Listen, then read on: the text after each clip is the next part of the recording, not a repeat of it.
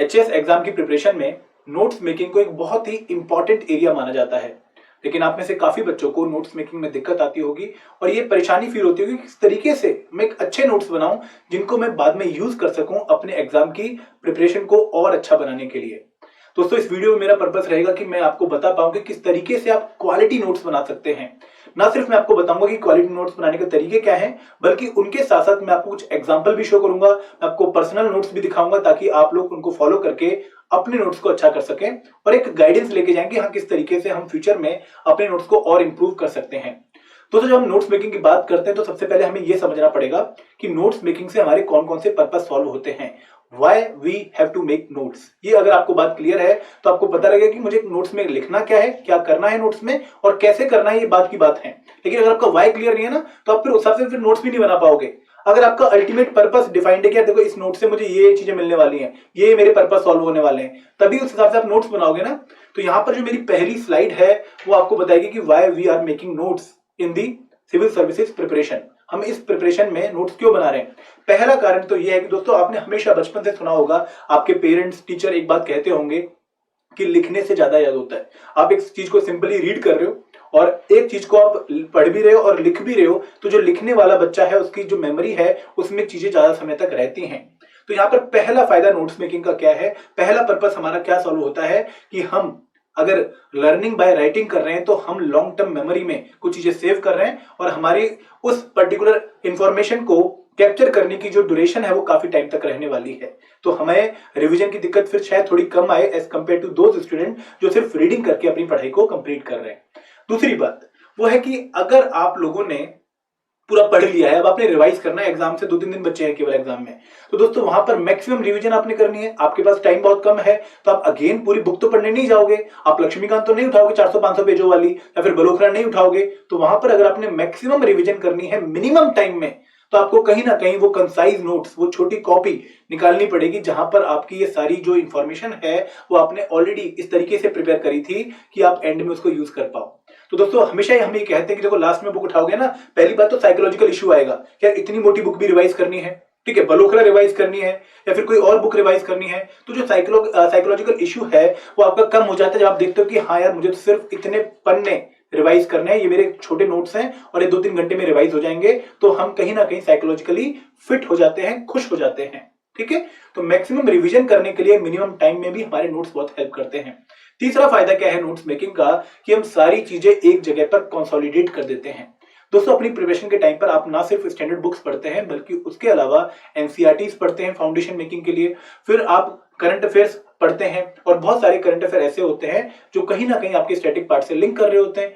तो जब आप मान लो आपने एक न्यूज पढ़ी, आपने election of president of India पढ़ा, ठीक है, तो वहां पर कुछ डायनेमिक नॉलेज भी होगी कि इस टाइम कौन खड़ा हो रहा है। जैसे अभी हमारे 2 कैंडिडेट डिसाइड हुए हैं तो वो भी आप ऐड करोगे। तो आपको चीजें कंसोलिडेट करके रखनी पड़ेंगी ताकि आप लास्ट में जब रिवीजन कर रहे हो, जब आप लास्ट में पेपर से पहले पढ़ रहे हो, तो आपके पास एक ही जगह पर एक सिंगल डॉक्यूमेंट में आपके पास सब चीजें लिखी हुई हैं। आपको इसके अलावा दोबारा से वो पेपर नहीं पढ़ना है, आपको दोबारा से वो मैगजीन नहीं देखनी है, आपको दोबारा से वो बुक नहीं खोलनी है। आपकी सारी की सारी चीजें एक जगह पर कंसोलिडेटेड फॉर्म में है, आपको सिर्फ यही डॉक्यूमेंट पढ़ के जाना है। ये बहुत इंपॉर्टेंट है।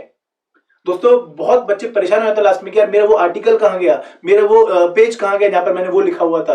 तो वो प्रॉब्लम्स अगर आपने दूर करनी है तो आपको अपने नोट्स बनाते टाइम ध्यान रखना पड़ेगा कि नोट्स का एक पर्पस ये भी होता है, हम इसलिए भी नोट्स बनाते हैं क्योंकि वो हमें कंसोलिडेटेड फॉर्म में बाद में रिवीजन करने में हेल्प करते हैं। चौथा पर्पस हमारा नोट्स मेकिंग का क्या होता है कि हम कंटेंट को अलाइन करते हैं। दोस्तों, अभी आप एक बुक पढ़ रहे हो, वहां पर एक टॉपिक कवर है, आपने दूसरी बुक पढ़ी, वहां पे दूसरा टॉपिक कवर था, तो आप उन सब चीजों को अलाइन करते हो as per the requirement of the syllabus. अब कोई ऐसी स्टैंडर्ड बुक तो है नहीं जो एक ही बुक है कि कंप्लीट सिलेबस को मीट कर जाए। बहुत सारी चीजें हैं, कुछ चीजें बलोखरा में अच्छी हैं, कुछ दर्पण में बहुत बढ़िया दे रखी हैं, कुछ किसी और बुक में मियां गोवर्धन में अच्छी हैं। तो आप सभी बुक से थोड़ा थोड़ा उठा के अपने नोट्स में अलाइन करते हो चीजों को एज पर दी सिलेबस, और लास्ट में आप उन्हीं अलाइन नोट्स को पढ़ते हो। तो अलाइनमेंट करने के लिए भी जो चीजें जहां से मिल रही है उनको सोर्स के हिसाब से, सिलेबस के हिसाब से पिरोने के लिए भी आप नोट्स मेकिंग करते हो। Last but not the least, notes making कहीं ना कहीं स्ट्रेंथन करती है आपकी आंसर राइटिंग की स्किल्स को। मतलब क्या कि जब आप नोट्स बनाते हो तो कहीं ना कहीं आपके हाथ चल रहे होते हैं, और जो ये हाथ चल रहे हैं कहीं ना कहीं आपकी राइटिंग की प्रैक्टिस करवा रहे हैं, और यही राइटिंग की प्रैक्टिस आपको बाद में मेंस में भी करनी होती है। आपका जो नोट मेकिंग का स्टाइल है कि किस तरीके से आप किसी पर्टिकुलर चीजों को लिख रहे हो, कहीं ना कहीं वो आपकी आंसर राइटिंग को स्ट्रेंथन करता है। जैसे कुछ बच्चे जो है वो पढ़ाई जब करते हैं तो वो चीजों को बांटते हैं। जैसे अगर मैं एक एग्जाम्पल लूं, स्वदेशी मूवमेंट का एग्जाम्पल लेते हैं, तो पहले लिखेंगे background of Swadeshi movement, second वो लिखेंगे कि course of Swadeshi movement, the immediate reason for Swadeshi movement, course of Swadeshi movement, है ना, the phases of Swadeshi movement, the participation of different classes in Swadeshi movement. तो वो सब सेक्शन बनाते जा रहे हैं। और दोस्तों जब पेपर में क्वेश्चन आता है ना कि what are the background for the Swadeshi movement, तो आप उसी पर्टिकुलर कंपोनेंट को उठा के आंसर में डाल दोगे। तो ये हमारी प्री प्रैक्टिस होती है फॉर आंसर राइटिंग। तो दोस्तों अगर आपके दिमाग में ये पर्पस क्लियर है कि आप क्यों नोट्स बना रहे हो, तो अब आप जो नोट्स बनाओगे वो कहीं ना कहीं आप एक अच्छे तरीके में, एक अच्छे मैनर में बनाओगे। अब जब हम नोट्स बनाते हैं तो हमें क्या क्या पॉइंट ध्यान में रखने हैं। दोस्तों पहला पॉइंट जो बच्चे के मन में डाउट आता है कि क्या मैं डिजिटल नोट्स बनाऊं, मैं कंप्यूटर पर नोट्स बनाऊं, या फिर मैं हैंड रिटन नोट्स लिखूं।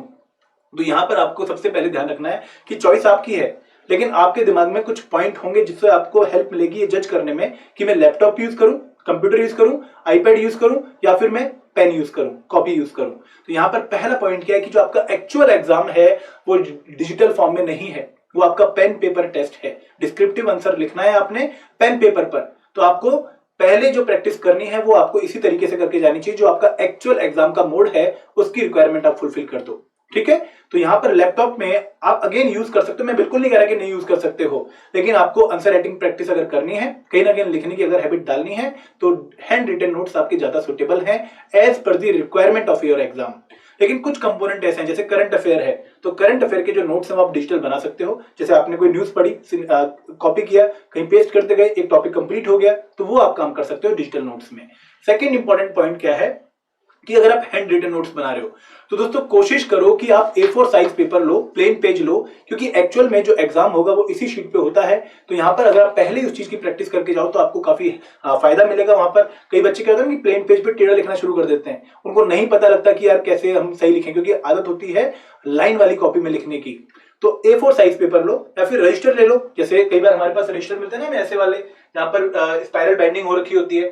प्लेन पेज है ले सकते हो, ठीक है। प्लेन पेज का फायदा क्या होता है कि आपने नोट्स बनाए, अब बाद में कुछ अपडेट करना है तो इसी में घिची पिची नहीं करोगे, आप अलग से एक पेज और लगाओगे, बीच में लगा दोगे। तो A4 साइज का ये बेनिफिट है। स्पाइरल बाइंडिंग का बेनिफिट क्या है कि आप एक साइज खाली छोड़ सकते हो और एक साइड पे ही आप सिर्फ लिखो, आप ये वाली साइड ब्लैंक छोड़ दो और सिर्फ इसी पे लिखते रहो। जब आप लास्ट में कुछ अपडेट आएगी तो आप यहां पर मेंशन करते रहो, ये आपकी अपडेशन के लिए हो जाएगी। इसके साथ साथ एक फोल्डर पक्का रखो, क्योंकि कई बार आर्टिकल्स हम काट लेते हैं, कई बार हम कुछ लूज पेपर्स पे लिख देते हैं, तो वो आपके फोल्डर सब्जेक्ट वाइज होने चाहिए। दोस्तों मैं पर्सनल एक्सपीरियंस पे बता रहा हूं कि लास्ट में बहुत रायता फैल जाता है, हम चीजें ढूंढते रह जाते हैं।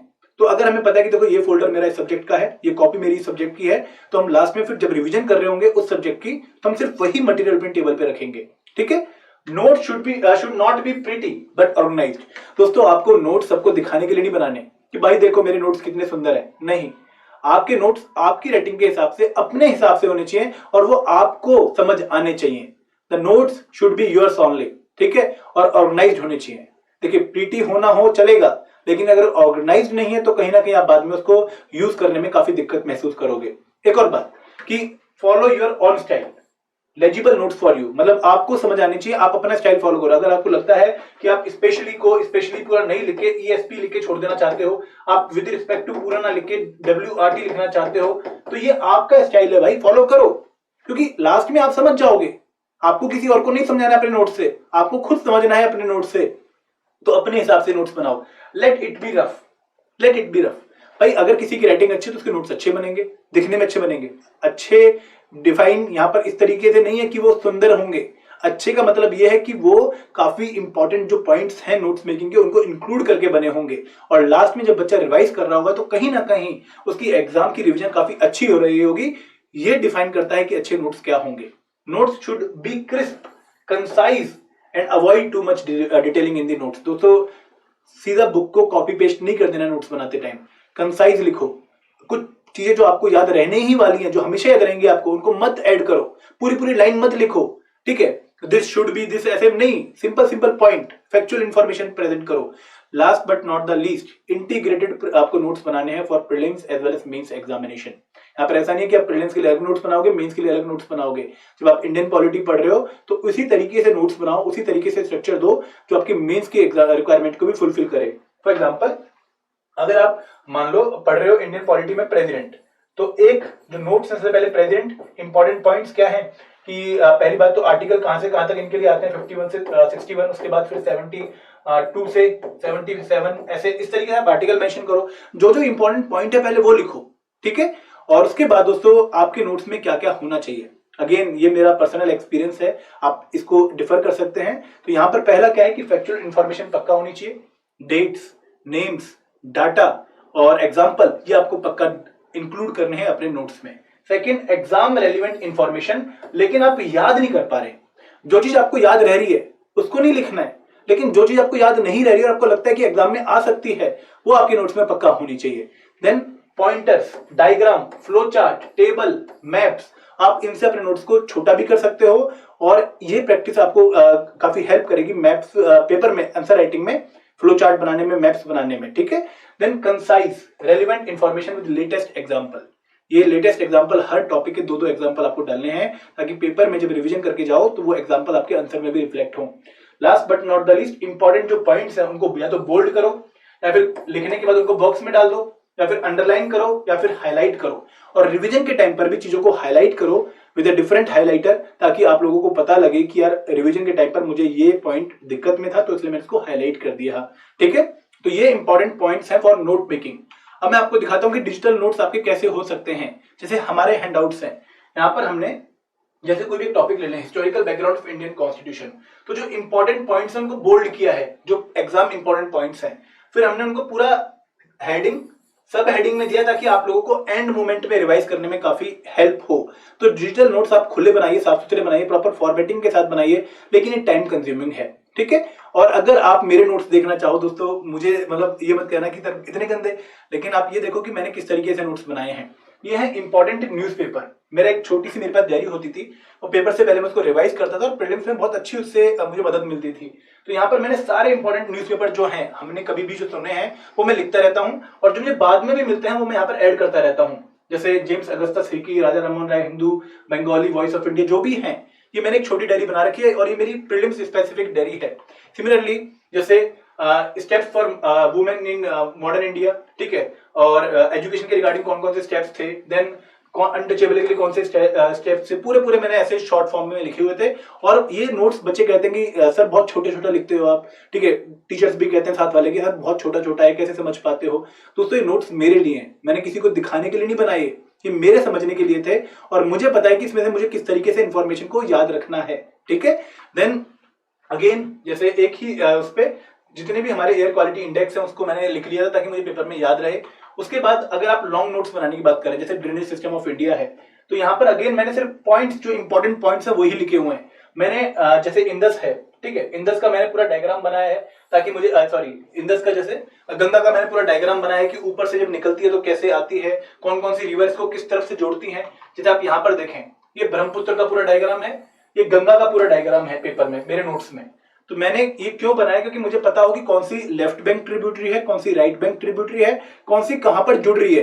तो अगेन जैसे अगर हम इसकी बात करें ब्रह्मपुत्र की, तो तीस्ता, ठीक है, संकोश, कमिंग, ठीक है, ये आपकी कौन सी ट्रिब्यूटरी है। जब हम देखें रिवर को तो ये राइट बैंक ट्रिब्यूटरी है, और जो हमारी ब्रह्मपुत्र है, ब्रह्मपुत्र की बूढ़ी दियांग, ठीक है, लोहित, ये आपकी लेफ्ट बैंक ट्रिब्यूटरी है। तो जब आप डायग्राम बना लेंगे ना तो आपको इसको लिखने की जरूरत नहीं है, आपके डायग्राम से वो सारी चीजें कंप्लीट हो रही हैं। तो ये थोड़े एग्जाम्पल थे मेरे नोट्स के, और अगेन मेरे नोट्स मैंने बहुत सिंपल रखे ताकि मुझे लास्ट में समझ आ जाए एकदम, ठीक है। और यहाँ पर अगेन थोड़ी जगह मैं छोड़ता हूँ हमेशा, क्योंकि हम बाद में कुछ चीजें ऐड भी करते हैं, और ऑलरेडी बहुत बार पढ़ाई कर ली है बुक से भी, और डिफरेंट नोट्स ऑलरेडी कंसाइज भी होते हैं। तो हर बार जब भी मैं नोट्स बनाता हूं तो पिछले नोट्स से साइज को कम कर लेता हूं, ताकि जब मैं रिवीजन कर रहा हूं तो मैं दोबारा लिख के रिवीजन करता हूं और छोटे नोट्स और बनाने की कोशिश करता हूं। मेरी एक फ्रेंड है जिसका रैंक 81 था इन द यूपीएससी एग्जामिनेशन, वो उसका रूल था 1/10 कि जब भी आप पहली बार बुक पढ़ रहे हो तो अगर बुक 400 की है तो आपके 40 पेजों के नोट्स बनने चाहिए। जब आप उसको रिवाइज कर रहे हो 40 पेजों के नोट्स को, तो 4 पेजों के नोट्स बना लो। तो ऐसे हर बार चीजें रिड्यूस करते रहो। तो दोस्तों ये स्टाइल था जो मैंने आप लोगों से शेयर किया। और यही स्टाइल हमारे कोर्स में भी है, हमारे नोट्स में भी है। हमने 2 इनिशिएटिव आप लोगों के लिए लॉन्च किए हैं, 5-in-1 टेस्ट सीरीज, जहां पर प्रीलिम्स टेस्ट सीरीज है, सॉल्व्ड पीवाईक्यूज हैं, करंट अफेयर मैगजीन्स है 1 साल की, हिमाचल जी के मॉड्यूल है, लाइव रिवीजन क्लासेस है, and along with that prelims power pack, जहां पर हर कंपोनेंट को अच्छे से कवर किया गया है with videos, handouts and PYQ PDF.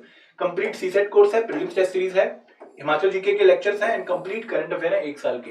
आप इनको डिस्क्रिप्शन बॉक्स में लिंक चेक कर सकते हो। और अमेजिंग ऑफर चल रहा है, 5-in-1 टेस्ट सीरीज 800 में and the prelims power pack is in 2400 only. This is all from my side. Share करना एक बार अपने views in the comment section कि किस तरीके से आपको लगा मेरा आइडिया ऑफ नोट्स मेकिंग, और अगर कोई सजेशन होगा तो please do share in the comment section. Thank you very much. जय हिंद, जय भारत।